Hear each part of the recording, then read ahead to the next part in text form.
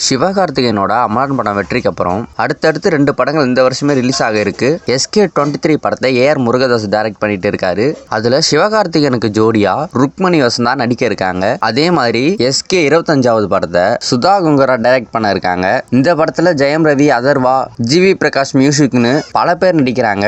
இந்த news அபிஷியலாவே confirm ஆயிடுச்சு, நம்ம எல்லாருக்கும் தெரியும். இந்த நிலையில சிவகார்த்திகேயன் அவர்கள் ரீசெண்டா ஹாலிவுட் மீடியால ஒரு இன்டர்வியூல என்ன சொல்லியிருக்காருன்னா, நான் சினிமா விட்டு விலகலான்னு முடிவு பண்ணியிருந்தேன். இந்த முடிவு 3 வருஷத்துக்கு முன்னாடி எடுத்த முடிவு. இந்த முடிவை மாத்தி இப்ப நான் இங்க நிக்கிறேன்னா அதுக்கு காரணம் என்னோட ஒய்ஃப் ஆர்த்தி தான். சினிமா துறை மீது எனக்கு எந்த ஒரு கோபமும் கிடையாது.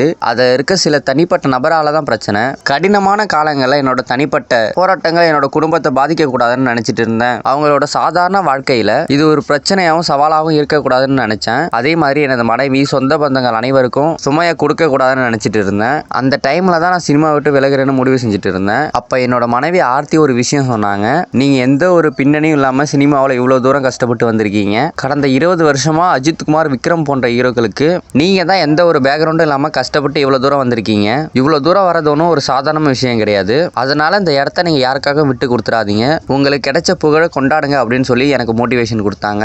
அவங்க சொன்ன அந்த ஒரு வார்த்தையால தான் நான் இன்னும் சினிமா விட்டு விலகாம இப்ப இந்த இடத்துல நின்றுட்டு இருக்கேன். இப்போ நான் இந்த இடத்துல நிக்கிறேன்னா அதுக்கு முக்கிய காரணம் என்னோட மனைவி தான் அப்படின்னு சொல்லிட்டு ரொம்பவே கஷ்டமா அந்த விஷயத்தை ஷேர் பண்ணியிருக்காரு.